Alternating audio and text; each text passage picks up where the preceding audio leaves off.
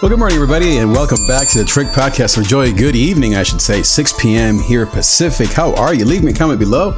Share this broadcast with your friends. Tag a friend. If you're watching me on Twitch, welcome to Twitch. I love Twitch.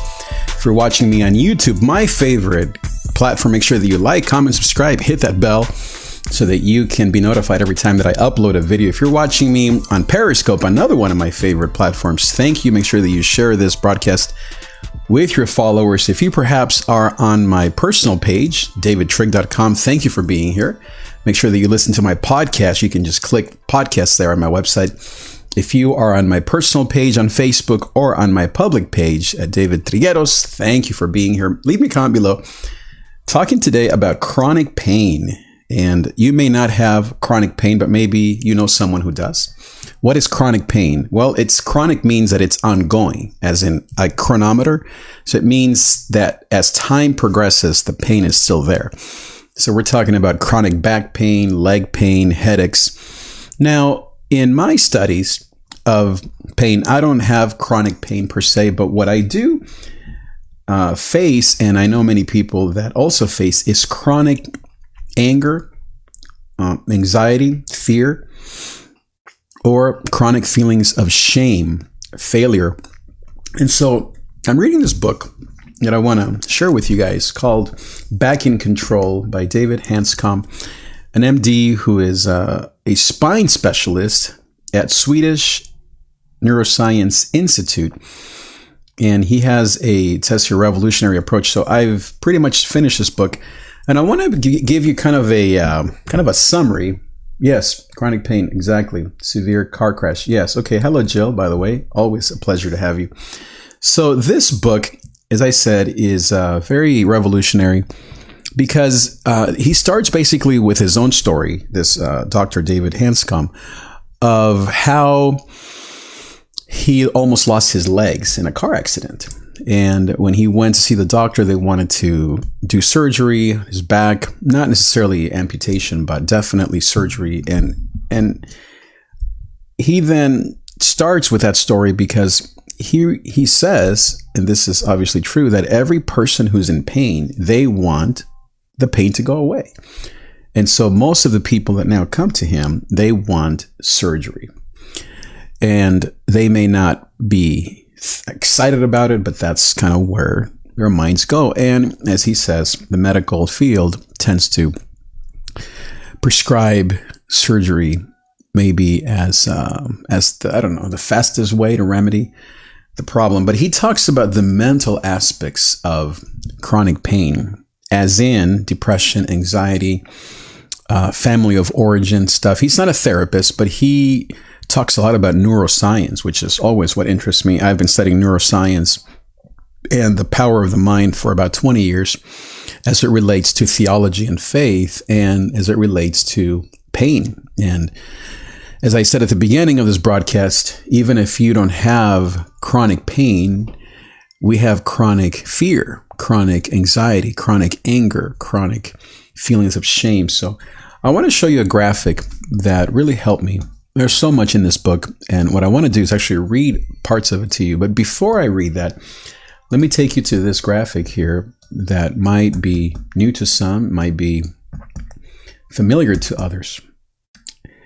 This graphic really helped me to understand what pain does and how it manifests itself. So on the left, and I hope you can see that it's a little, it's a picture from a book, from this book right here. By the way, if you want to get this book, I'm not sponsoring anything or any of that kind of stuff. This is not an advertising. These are just books that have really helped me understand not only my own mind games per se. I don't have chronic pain, but as I said, it's more of a mind thing, as well as helping obviously a lot of people that I love and care for. And so it's called Back in Control by David Hanscom, MD.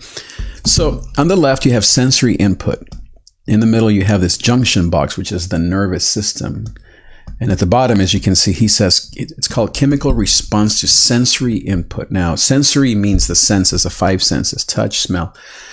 And then you have on the top, output, and then chemical response. And then he has there in the middle, pleasant or unpleasant. And then he has the chemicals that are released by the body.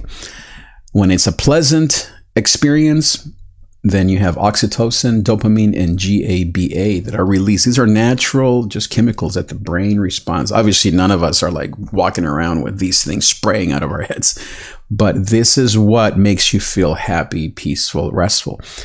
And equally, when you have unpleasant thoughts or senses hitting your nervous system, then we release adrenaline, right? We all know that word by now. Cortisone, maybe you're not familiar with that word, but that's also very, very true. And more people are realizing these things, endorphins. Okay, so now let me explain this. So on the left here, you have thoughts. And notice how the arrow for thoughts is darkened. And that's because that is, and this is very biblical, right? The Bible says to protect our minds, to whatever is lovely, think upon these things. So obviously we know from the Bible that our thoughts are very important. But now getting into the neuroscience again and the mind study of pain, normally it's a sense that hits our nervous system. So in other words, you see something. Now choose the one for you that you're the most attacked by, that hits you the most, that damages you the most, that hurts you the most in a negative way. We want to start with pain, of course, because that's the thing that we most want to avoid, right? So is it something that you see, vision? So some people may see the things in the news or read something with their eyes, vision, and it hits your nervous system instantaneously. Touch, is it something that you touch? Now, again, it could be pleasant. So maybe you hug your mom and that touch hits your nervous system and there's a pleasant oxytocin, dopamine chemical response. And so choose which of these is your entry point, your sensory input. Thoughts, is it a thought that gets stuck in there, right? The whole overthinking. Taste, smell, hearing. And remember how biblical all this is, the hearing, right? It says, how are they going to know unless, how is faith increased? By the hearing of the word. So you can see how this is just very, very true. So now, let's say for you is touch. Touch is the thing that when you are around a certain place, maybe, I don't know what I can say, maybe when you wear something, maybe it that triggers you in a negative way. Perhaps for most of us, my guess is that it's vision, thoughts, perhaps hearing, right? Maybe you hear someone call you a name, or maybe you see a body that you're supposed to have, and so now you're feeling all this shame, body shame. He talks about body shame. Maybe it's a thought, okay? For most of us, it's probably a thought. All these senses, they eventually, the reason why he has that arrow there being dark is because all of these five senses, and some people believe that there are more than five senses. I think there are more than five senses. Sometimes the devil, right? Where does the devil play into this? All of them, right? You could say that that's the sixth sense. Intuition, empathy. Where are some of these less scientific things? Where do they fall in? Well, they're in here as well. My point is that they all get diluted or mixed into thoughts. Suddenly you have a negative thought. And again, I'm kind of going with the negative only because we try to avoid pain. But thoughts can be positive too, right? I was just reading a text from my beautiful daughter, and when we were learning a verse that we're studying together, and she sent me little red hearts, and I just saw those hearts on the phone. So vision. And it gave me this thought of how much I love her. It hit my nervous system. I could feel my body relaxing. I felt watery, however that works. All the little water ducts, tear ducts began to puff up. And I could feel water, tears in my eyes. And I felt my heart racing. I felt a pleasant thought hit my nervous system. My daughter, I thought of her when she was 1 and 3. And I saw her just a little bit ago and how beautiful she looked. She was going out. And then what happened? I went back and forth. I thought, oh no, is she okay? Is she home? Did she wear a mask? Are her friends? So sometimes, right, we go back and forth. That pleasant, unpleasant. Oxytocin got released, thinking of my beautiful daughter. Dopamine, but then like the cortisone, and then we have to calm ourselves. So think about, how does your thought, or how do you normally receive information? Is it something you see, something you touch, something you taste? And so what he talks about is short-circuiting that, is being aware, almost charting. What I have thought about doing, or I would recommend, is that you chart your day, like at 6 a.m., 7 a.m., let's say here, 6 p.m., 7 p.m. Even right now, when you're hearing this, obviously you're maybe seeing me or seeing this chart, you're hearing this. How is this hitting your nervous system? What thoughts are you having? Pleasant or unpleasant? Maybe you're confused, like, I don't get this, that's not true. Or maybe you're saying, wow, that's so true. Maybe you're having a pleasant thought, like, and so oxytocin. So what does oxytocin do? This is the, not to be too personal here, but they call this the sex chemical. You know, when we love someone, it releases oxytocin. It's like they call it the bonding chemical. It binds us with others. And so what happens when we are in a pleasant thought, pleasant state of mind, oxytocin, dopamine is released. Drugs do this, of course. They bypass the natural response. And so obviously medicines and the whole pharma industry, this is what they're trying to address, right? To cut off adrenaline, to curtail cortisone, to minimize endorphins, or to increase dopamine. That's what all of the, what do they call them? DAPRs? All of the anti-anxiety medication, all those things. That's what they're trying to do, is to increase oxytocin and increase dopamine and restore some of the wires in your brain, some of these things that are maybe somehow medically or chemically or naturally, they're somehow maybe not as active in your brain, in our brains. So what this does is that pleasant thought, what does it want? Oxytocin makes you want more. In the same way, that unpleasant thought, adrenaline, unfortunately, it wants more. And so it keeps thinking of that same negative thought.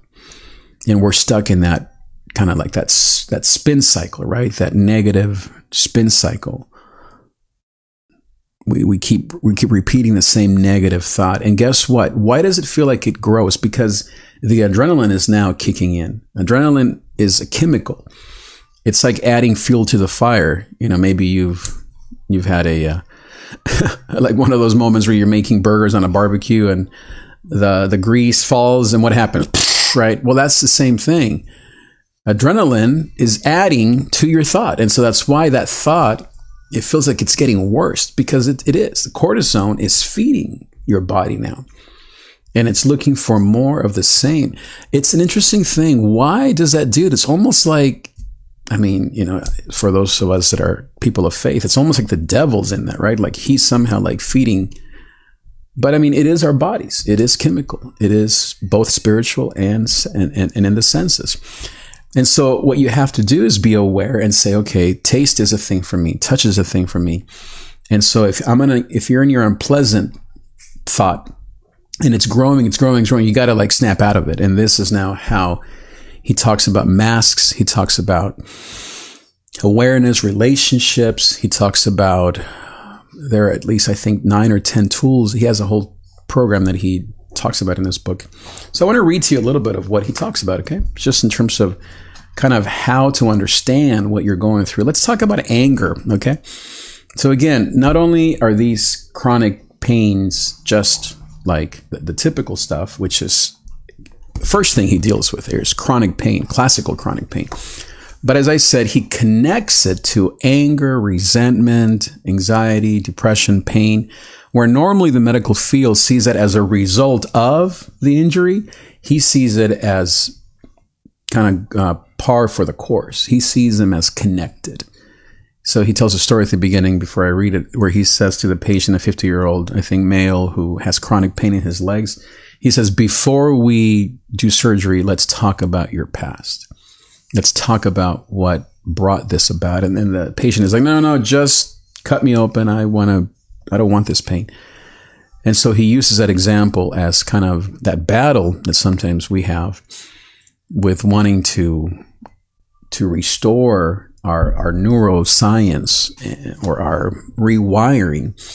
But I think, especially speaking of, what's happening right now, wow, right? I mean, what's happening right now is so neurological, right? I mean, you can even use God as a way to, in some ways, maybe not deal with what you're going through. And obviously, or you can use faith and you can have your spiritual practices actually work for you, which is important. But anyway, so let me read a little bit here of what he talks about in terms of anger. He says, the genealogy of anger. There is a sequence of events that causes anger. Number 1, circumstances, real or imagined. 2, blame. 3, victimhood. 4, frustration and anger. In this sequence, you blame a person or circumstances for disrupting your sense of well-being. I mean, isn't this what we're all feeling? Now, about a third of the population from all the other studies I've done in terms of neurological responses to stress, such as this pandemic, right? Some people respond angrily. Those are what we call the gut triad people, or the people that are in their bodies. Others respond through shame. They feel so inadequate. They feel like, man, I wish I was stronger. I wish I could have more faith. I wish I was more prepared for this. And so other people, they go to fear. So he talks here about anger. He says, in this sequence, you blame a person or circumstances. So my point with that was that if you find yourself blaming the president, the government, who wears a mask, all that stuff, realize that because using this chart, because maybe let's say your thoughts are of fear, it hits your nervous system, which deals with your past, your child of, a family of origin, with just your own neuroscience, trauma, or your history. It turns into an unpleasant thought. Then the adrenaline kicks in, and that adrenaline becomes anger, which then again, as I said, it feeds itself, and you become more and more angry with that person who you blame for your chronic pain. In this case, all this isolation, all this stuff. So he says here, in this sequence, you blame a person or circumstance for disrupting your sense of well-being, which places you in the role of a victim, and you become angry. The blame, victim, anger sequence can start with either a perceived wrong or an actual wrong. When it's a perceived wrong, it's easy to be misled by your thought process. Your mind creates a story about the event, but there's a good chance that the triggering event wasn't a real wrong. Examples include being cut off in traffic, being inadvertently left off a party list. Even if it was a random act, you feel victimized. Whatever thoughts or imagery exist in your mind will create your version of reality, and you become upset. I love that when he says imagery, because remember, none of us are acting logically when we're angry, when we're in shame, or when we're in fear. It's all emotions, and that's just called being human. Let's say, with all the Black Lives Matter, all the protests, based on your nervous system, what you're perceiving, and therefore the images or what you hear hits your nervous system, meaning, are you white? Are you black? Do you have a African-American son? Are you, hits your history, your body, your culture, your color, your political, your parents, all this stuff. And then the imagery kicks in. Now you're seeing yourself maybe as, man, that one time that I was stopped by that cop, I hate that cop. I hate police. And so now that unpleasant thought kicks in, adrenaline, cortisone, now it's feeding that same thought. And it's automatic. It happens in nanoseconds. You can't even stop it unless, like the cool kids say, you wake up, right? And you realize what you're doing. And you realize that what you consider is so true, meaning, well, those Democrats, those liberals are all out to kill the economy, and they are Trump haters. And, what you consider your truth, you have to realize, oh, shoot, I'm just acting like a I mean, not to be too scientific, like a monkey, like a mammal, like an animal. Again, I'm not talking about value systems. I'm just talking about our humanity, the fact that we are flesh and bones, and that yet Jesus, he says that he himself, that he killed sin and death. Now, why death? Why not just sin, right? Well, death deals with our bodies. So in other words, he conquered even what our neuroscience wants to do. But how to get there, we're talking about a 90-year process, right? A lifetime. So give yourself time. So that imagery part is so powerful. And so identify it. Chart this process for yourself at 6 p.m., at 7 p.m., when you're done with this show and you're on to the next thing, and when you're just unconsciously going there, okay? It's so unconscious. I've often thought about it. It'd be best if someone could record your life for like an hour and play it back to you. And after you get over, how ugly you look, all that stuff that we all do, to actually watch your face, your movements, your body language, being that we can't obviously see our minds. But wouldn't it be interesting if someone could chart you at 6:30, at 6:45, at 7 p.m. in terms of these thoughts hitting your body and you reacting unconsciously in a pleasant, unpleasant way? Those chemicals are activated and then you're in the spin cycle. And now here's the thing. We all know what those spin cycles are. This is not new to you. You know exactly what we're talking about here. You don't need a doctor, a book, or anything. This is just revelatory to say, oh, shoot, crap, that's what I'm doing. But we all know exactly now, some that are really blind, some that are really unconscious. And there's a ton of people that are blind. They're like, I don't have a problem. I was talking to a friend the other day. Oh, I'm not a racist. And I was thinking back, and we've known each other for many years, of all these things that she said that I'm like, wow, talk about unconscious living. And that's what happens to us. We are all now, only as we become more aware through these kinds of charts, through these kind of talks, can you even begin to, it's not a blaming yourself thing, but really to become aware of your vices, of these hidden hurts, habits, and hang-ups, as we call them, that are so natural. It's almost like, it's like the air we breathe. You know how like when you fly into LA, you see that beautiful smog layer that we call here, the fog layer, which is really just a bunch of, toxins.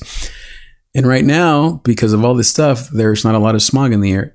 But when we're living here and you land and you go home, you're just breathing this air, right? And you're like, well, I don't even notice. That's how unconscious these reactions that you think are so good.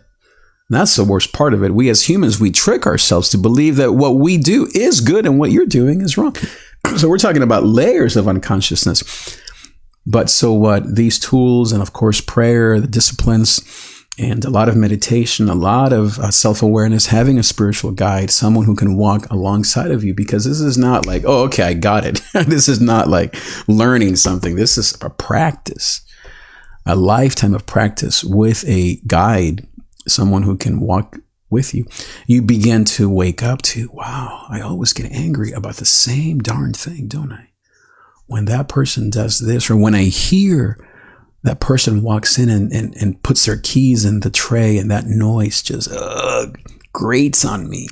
And then now you're in the nervous system, unpleasant, adrenaline, cortisol, and boom. So what do? Well, you have to short circuit that, becoming aware. And then some of the tools that he talks about here. So let's continue here. He says, let's see, in the second scenario, you have genuinely been wronged. You might have been robbed or assaulted. Your surgery went horribly wrong, and then you found out that it probably should have never been performed. A driver ran a red light and totaled your car. Here you are a victim in the truest sense. Whether the victim role is perceived or actual. Wow, look at that. Look at how intelligent this kind of thinking is, right? He is unmasking. He is disarming all of our ways that we cope with pain. Remember, we're just, what does the Bible say? We're just dust. This is what we do. We just blame, either perceived or real, so that we can cope. When you were that young girl and you began to act out in a certain way, you were just trying to cope with that pain, that perceived or actual pain that you were experiencing. And so, but now that's no excuse for then you going and hurting someone else, or you going from job to job to job, blaming your boss, or you going from relationship to relationship, hurting everyone around you. This is why we have to, especially in these times, take the time to wake up. I mean, we may never have another opportunity in our lifetime. Most of us are in 30s, 40s, and 50s to have, quote, nothing else to do. I know that's not real, but you know what I mean, right? So we might as well do this now. So let's continue reading. So whether the victim role is perceived or actual, the anger response will be the same. The imagery in your mind from the perceived wrong will elicit as strong a response as being treated badly. So both scenarios are equally destructive to your health and sense of well-being. The difference is that when you actually are a victim, it's much harder to let go of that role. This puts you at a disadvantage because you cannot experience the full benefit of forgiveness until you forgive the person who has wronged you the most. I mean, this is like every sermon that we hear, but I love how clinically it's being put here, because it takes it out of the, I'm going to just pray, or I'm going to just hope that this goes away, or I'm going to just worship my way to forgiveness, which, by the way, works. But if that isn't you, or I should say, maybe put it differently, if that's the beginning for you and you need another kick in the butt or tools or resources, then this is what he's talking about, is putting it logically. If you're a logical person, this makes sense to you. This is about you realizing, as every preacher and every psychiatrist, every counselor you've ever had tells you, that forgiveness is more about you than the other person. And that's what he's saying here from a scientific perspective. The difference is that when you actually are a victim, it's much harder to let go of that role. This puts you at a disadvantage. Blah, blah, blah. He says you cannot experience the full benefit of forgiveness until you forgive the person who has wronged you the most. Playing the victim is a universal part of the human experience, since none of us has complete freedom of action. We are limited by basic survival needs: money, time, physical attributes and conditions, appearance, intelligence, abilities, opportunity. How you relate to your limitations, including chronic pain, determines whether or not you place yourself in the victim role. There are some people who resist playing the victim even under extreme circumstances. Consider the life of Nelson Mandela. Unjustly imprisoned for 25 years, he forgave his captors. See, there's that forgiveness. This is why this is both spiritual and science. This is not just neuroscience, and this is not just spiritual. It's the union of both. That which society and really who knows who has divided us. Speaking of division, you know, the division that I'm mostly concerned about is not race or economics or politics. That's boring. I mean, even for me, a person of color, that's boring. You know, the science or the division that I'm mostly concerned about is the division between spirit and the mind. And that divide has to go away, because we need both spiritual tools and scientific neuroscience tools that can help us, because we're stuck. We're stuck. Who wants to be unstuck? GOZO, you and me. Consider the life of Nelson Mandela, unjustly imprisoned for 25 years. He forgave his captors and went on to become a gracious statesman. He even put some of his former captors to work in his security force. Wouldn't you want to know how he did that? Did he just pray for 25 years? Probably. But I'm sure there was more to it. An almost incomprehensible story is that of Viktor Frankl, I have his book, another amazing book, A Man's Search for Meaning. Oof, I could hardly finish that book. It's a little tiny book. It's all about the Nazi concentration camps. My goodness. Maybe you haven't read it. Here's a little bit of it. He says, an almost incomprehensible story is that of Viktor Frankl, a Jewish Austrian psychiatrist and author of Man's Search for Meaning. He's the one who came up with that phrase that every man is living a life of quiet desperation. Every man is nodding their heads right now, including this man. Yep. But there's hope. Frankl, who survived 3 years in World War II concentration camps, was at one point slated to undergo human medical experimentation. Instead of going to the victim role, that, by the way, meant death, okay, just in case you're wondering. Instead of going into the victim role, he asked himself the question, what is life asking of me right now? Imagine us right now in the middle of all this race battles and police brutality and all this virus opportunity, as I like to call it, this transition, as I like to call it, this vision year, as I like to call it. Imagine if instead of the question of when and why and what the heck's going on, I'm so angry, or I'm so afraid, or I feel so bad. That's Daisy, my dog. She's agreeing with me. Instead of that, begin to practice this question. What is life asking of me right now? What is life asking of me right now? What is life? Don't say God, okay? Because then we're immediately going to be like, well, pray, help the poor. Don't circumvent this process. Ask the word life. What is life? Because that includes pain, traffic, economic problems, all this stuff.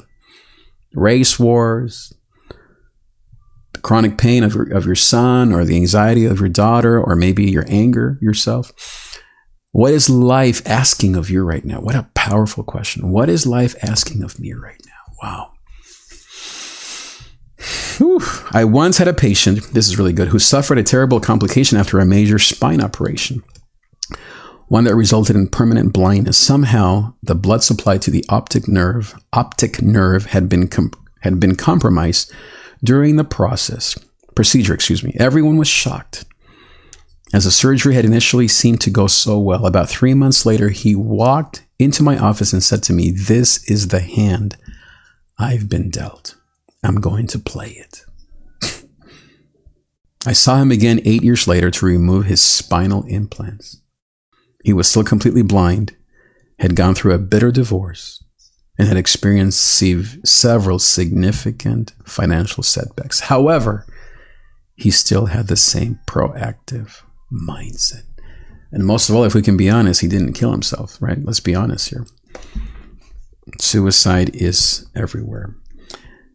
Now, we all have these stories, right? It's like, oh, well, I'm not that person. I'm not that guy, with quadriplegic who's like giving inspirational speeches to high schoolers, right? 50 times a year. I mean, I'm one of them. I'm like, well,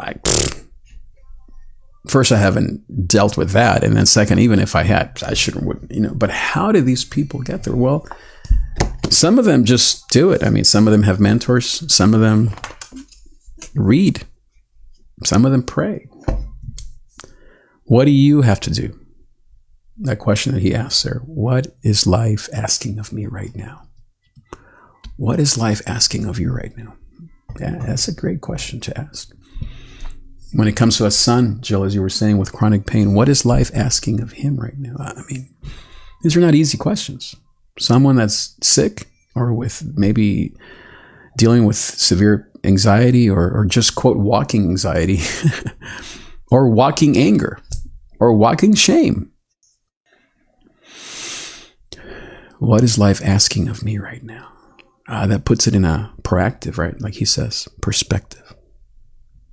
And I think this graph here helps to kind of understand. So maybe take a screenshot of this so you can study this and meditate on that. And I love to help people. This is not a commercial, by the way. This is just where I am. 20 years of studying neuroscience, studying mindfulness and how the mind responds to positive or to negative input. I'm helping a lot of people with this kind of stuff. So I'd love to help anyone who would like just someone to walk. And what do I use? All these tools, of course, that I've read for 20 years. Obviously, prayer, scripture, spiritual disciplines. But in this fused way between science and spirit. If that is what you resonate with, I think this is a very important thing. Just get this book. Powerful. You're going to have to obviously like reading, because it's a pretty good book. By the way, another one, just while I'm here, like a book club here, I'm reading this one by Paul Tillich. It's called Systematic Theology. Phew, I'm a big Tillich fan. Not everyone is. If you don't know who he is, he's a theologian. He's passed. I think he was German, I believe. Tillich? Is that a German name? I think so. Well, thank you so much for being here. Share this broadcast. Make sure that you let everybody know that I'm here twice a day helping you in these very important topics that are very important to us right now, right? I mean, this is what we need to be talking about. Heck, what else are we going to talk about? What, your vacation plans for the summer? Okay, sure. You're going to go to your favorite restaurant finally with a mask while feeling all depressed and angry and feeling shame that you don't have money or that you didn't save, or anyway. This is the stuff that matters, my dear friends. This is GOZO TV. This is what we do here. We provide knowledgeable and spiritual tools to help you live a life of GOZO. Share this broadcast. Thank you for being here. Jill and the rest. Very informative. Absolutely. Take action. Put the stuff into use. Check out the show later tonight. I'll probably be back here tonight around 9 or 10 for those that wake up at 9 p.m. Go to bed at 4 a.m. Thanks so much for being here, and I'll see you next time. Thank you for listening to The David Trigg Show. Find the complete archive at davidtrig.com or subscribe for free through the podcast app on iTunes or Stitcher. Each week, we bring you a message of joy, success, and personal power in spite of fear, anxiety, and depression. Because as we like to say, though there's pain in the night, GOZO comes in the morning.